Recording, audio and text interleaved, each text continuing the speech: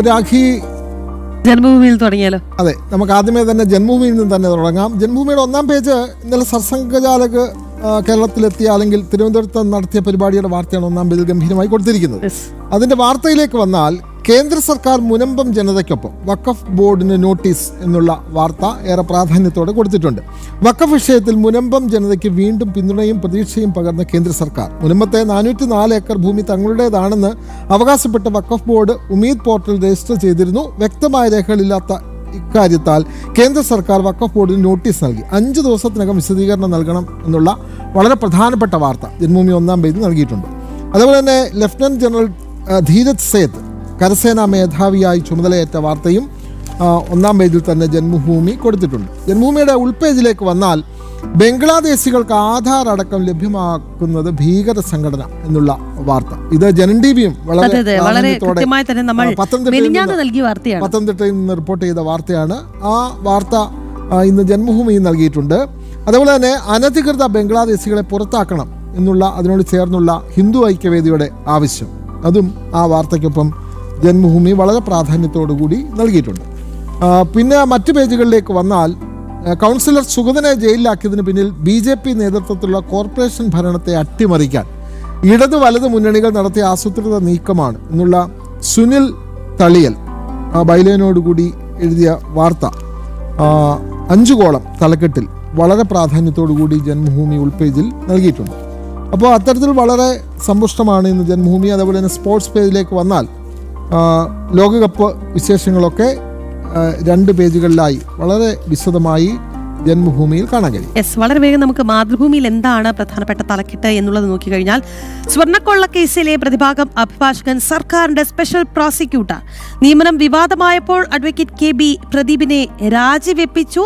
തലക്കെട്ട് ഇങ്ങനെയാണ്: നിയമന വീഴ്ച, ഇഷ്ട നിയമനങ്ങളിൽ 1 മാസത്തിനിടെ 2ാമത്തെ രാജി എന്നുള്ളതാണ്. ഈ 2 വാർത്തയും വളരെ കൃത്യമായി ആദ്യം തന്നെ റിപ്പോർട്ട് ചെയ്തത് ജനം TV ആണ് എന്നുള്ളതാണ്. നേരത്തെ ഈ സണ്ണി ജോസഫിന്റെ അളിയന്റെ നിയമനം അല്ലേ, നമ്മുടെ മിഥുൻ പിള്ള റിപ്പോർട്ട് ചെയ്ത വാർത്തയായിരുന്നു. എന്തായാലും അതിന് പിന്നാലെ മാധ്യമങ്ങൾ ഈ വാർത്ത ഏറ്റെടുത്തു. ഒടുവിൽ രാജിവെക്കേണ്ടി വന്നു എന്നുള്ളതാണ്. അതിന് പിന്നാലെ ഇപ്പോൾ അഡ്വക്കേറ്റ് KB പ്രദീപിന്റെ രാജി വാർത്തയും മാതൃഭൂമിയിൽ ആദ്യ പേജിൽ പ്രധാനപ്പെട്ട വാർത്തയായി തന്നെ ഇടം പിടിച്ചിട്ടുണ്ട് എന്നുള്ളതാണ്. വാർത്ത ഇങ്ങനെയാണ്: ശബരിമല സ്വർണ്ണക്കൊള്ള കേസിൽ പ്രതിഭാഗം അഭിഭാഷകനെ ദേവസ്വം കേസുകൾ കൈകാര്യം ചെയ്യുന്ന സ്പെഷ്യൽ പ്രോസിക്യൂട്ടർ ആക്കിയതിൽ കുടുങ്ങി സർക്കാർ. സ്വർണ്ണക്കൊള്ള കേസിൽ പ്രതിയായ ചെന്നൈ സ്മാർട്ട് ക്രിയേഷൻസിനായി ഹാജരായ അഭിഭാഷകനായിരുന്ന KB പ്രദീപിനെയാണ് നിയമിച്ചത്.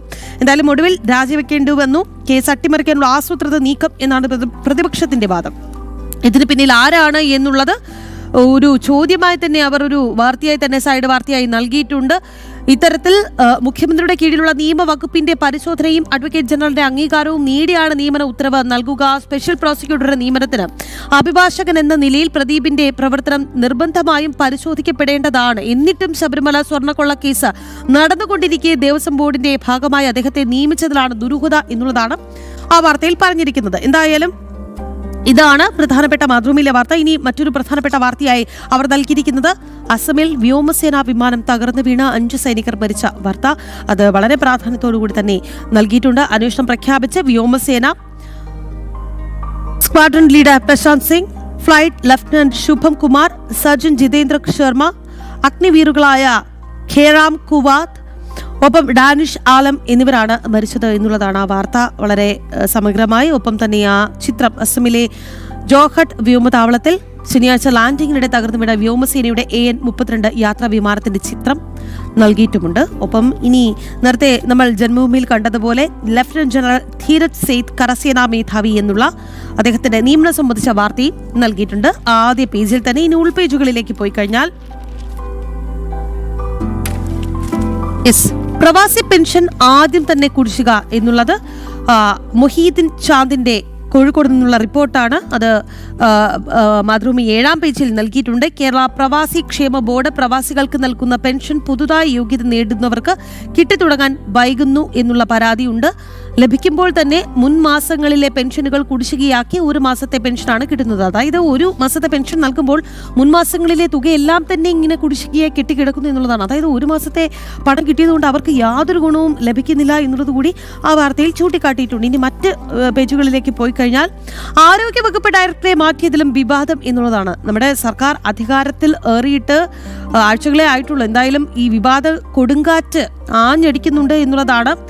ഡോക്ടർ KJ റീന നീതി നിഷേധമെന്നാണ് പ്രതികരിച്ചത്. ശബരിമല വിഷയം സർക്കാരിനോട് ആലോചിച്ചില്ല എന്ന മന്ത്രി K മുരളീധരന്റെ ഒരു പരാമർശവും ഈ വാർത്തയോടനുബന്ധമായി നൽകിയിട്ടുണ്ട്. ആരോഗ്യവകുപ്പ് ഡയറക്ടർ സ്ഥാനത്ത് നിന്ന് ഡോക്ടർ KJ റീനയെ മാറ്റിയതും വിവാദത്തിലായിരിക്കുകയാണ്. നിപ അടക്കമുള്ള പകർച്ചവ്യാധികൾ തലപൊക്കിയിരിക്കെ 15 ദിവസത്തെ അവധിക്ക് അപേക്ഷിച്ചു എന്നാരോപിച്ച് Ernakulam regional public health laboratory ഡയറക്ടറായിട്ടാണ് അവരെ മാറ്റിയത്. അവധിക്കാര്യം സ്ഥലമാറ്റ ഉത്തരവിൽ വ്യക്തമാക്കിയിട്ടുമുണ്ട് എന്നുള്ളതാണ്. ഇതൊക്കെയാണ് മാതൃഭൂമിയിലെ പ്രധാനപ്പെട്ട വാർത്തകൾ. അതെ, മനോരമയിലേക്ക് വന്നാൽ പശ്ചിമേഷ്യൻ സംഘർഷവുമായി ബന്ധപ്പെട്ട വാർത്ത വളരെ പ്രാധാന്യത്തോടു കൂടി ഒന്നാം പേജിൽ കൊടുത്തിട്ടുണ്ട്.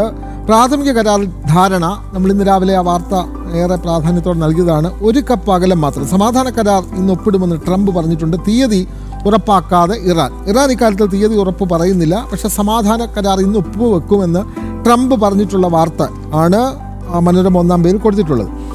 പിന്നെ മറ്റൊരു വാർത്ത, വ്യോമസേനാ വിമാനം തകർന്ന് 5 സൈനികർക്ക് വീരമൃത്യു ഉണ്ടായ വാർത്ത. വിമാനാപകടത്തിൻ്റെ ആ ചിത്രം സഹിതം മനോരമ ഒന്നാം പേജിൽ തന്നെ കൊടുത്തിട്ടുണ്ട്. ലഫ്റ്റനന്റ് ജനറൽ ധീരജ് സേത്ത് കരസേനാ മേധാവിയായി ചുമതലയേറ്റ വാർത്തയും മനോരമ ഒന്നാം പേജ് പ്രാധാന്യത്തോടു കൂടി നൽകിയിട്ടുണ്ട്. മനോരമയുടെ ഉൾപേജിലേക്ക് വന്നാൽ വളരെ പ്രധാനപ്പെട്ട ഒരു വാർത്ത, ഗൃഹസന്ദർശനം, CPMന്റെ ഗൃഹസന്ദർശനം അമ്പേ പാളി എന്നുള്ളതാണ്. അമ്പേ പൊളിഞ്ഞു എന്നുള്ളതാണ്. തെരഞ്ഞെടുപ്പ് അവലോകന റിപ്പോർട്ടിൽ അതേപ്പറ്റി വിമർശനമുണ്ട്.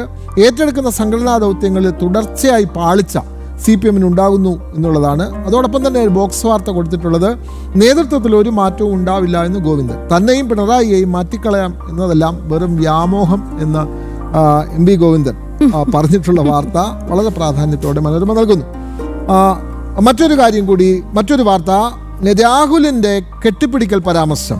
കെട്ടിപ്പിടിക്കുന്നതല്ല എൻ്റെ രീതി എന്ന് പിണറായി പറഞ്ഞിരിക്കുന്നു. പിണറായിയുടെ രീതി നമ്മൾക്കറിയാം, കടക്ക് പുറത്തെന്ന് പറയുന്ന രീതിയാണ് പുള്ളിക്കുള്ളത്. അതുകൊണ്ട് കെട്ടിപ്പിടിക്കുന്നതല്ല എൻ്റെ രീതി എന്ന് പിണറായി പറഞ്ഞ വാർത്തയും മനോരമ കൊടുത്തിട്ടുണ്ട്. മറ്റൊരു പേജിലേക്ക് വന്നാൽ മഹാരാഷ്ട്രയിലും വലിയ രാഷ്ട്രീയ നീക്കങ്ങൾ നടക്കുന്നു. ഉദ്ധവ് പക്ഷേ MPമാർ NDAയിലേക്കോ എന്നുള്ള വാർത്ത, അത് ഇന്നലെ ജനൻ TV നൽകിയ വാർത്തയാണ്. അതും മനോരമ പ്രാധാന്യത്തോടെ. വളരെ വേഗം കേരളകൗമുദിയിലേക്ക് വന്നു കഴിഞ്ഞാൽ ആദ്യ പേജിൽ ബാലിസ്റ്റിക് മിസൈലും ഇന്ത്യ വീഴ്ത്തും.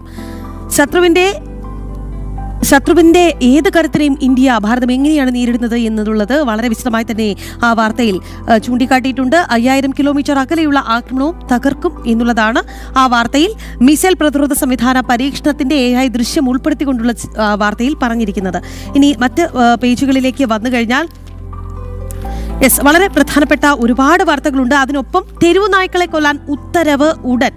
വെറ്റിനറി സർജൻ തീരുമാനിക്കണം എന്നുള്ള ചില മാർഗനിർദ്ദേശങ്ങളടക്കം അതിൽ ചൂണ്ടിക്കാട്ടിയിട്ടുണ്ട്. സുപ്രീം കോടതി ഉത്തരവ് പ്രകാരം അപകടകാരികളായ തെരുവു നായ്ക്കളെ കൊല്ലാൻ സംസ്ഥാന സർക്കാർ നടപടി തുടങ്ങിയത് എങ്ങനെയൊക്കെയാണ് ചെയ്യാൻ പോകുന്നത് എന്നുള്ളതാണ് ആ വാർത്തയിൽ പറഞ്ഞിരിക്കുന്നത്. എന്തായാലും ഉത്തരവ് വരുമ്പോൾ അതിൽ കൃത്യമായ കാര്യങ്ങളുണ്ടാകും. കൂട്ടക്കൊല പാടില്ല എന്നുള്ളത് കൂടി ചൂണ്ടിക്കാട്ടിയിട്ടുണ്ട്. ഇനി എഡിറ്റോറിയൽ പേജിലേക്ക് വന്നു കഴിഞ്ഞാൽ ചരിത്രപരമായ കാലയളവ്, പരിവർത്തനാത്മകമായ നേതൃത്വം എന്ന തലക്കെട്ടോടുകൂടി പ്രധാനമന്ത്രി നരേന്ദ്രമോദിയുടെ 12 വർഷക്കാലത്തെക്കുറിച്ചുള്ള വളരെ സുന്ദരമായ, വളരെ സമഗ്രമായ ഒരു റിപ്പോർട്ടാണ് അത്. എന്തായാലും അതെ, തീർച്ചയായും ഈ ഉപരാഷ്ട്രപതി CP രാധാകൃഷ്ണന്റെ എഴുതിയ ലേഖനമാണ് എന്നുള്ളത് കൂടി പറയാം. ഒപ്പം തന്നെ ഇനി നാളെ സൗജന്യ യാത്രയ്ക്ക്, നമ്മുടെ സർക്കാരിന്റെ സൗജന്യ യാത്രയ്ക്ക് തുടക്കമാകുന്നുണ്ട്. അത് സംബന്ധിയായ CP ജോൺ ഗതാഗത വകുപ്പ് മന്ത്രിയുടെ ഒരു റിപ്പോർട്ട് കൂടിയുണ്ട്. പ്രിയദർശിനി സഞ്ചാര സ്വാതന്ത്ര്യത്തിന്റെ പുതിയ ഉദയം എന്നുള്ളതാണ് പറഞ്ഞിരിക്കുന്നത്. എന്തായാലും പുതിയ ഉദയം അത് എങ്ങനെയാണ് ഫലവത്താകുന്നത് എന്നുള്ളത് നമുക്ക് വരും ദിവസങ്ങളിൽ അറിയാം, അല്ലേ? യെസ്.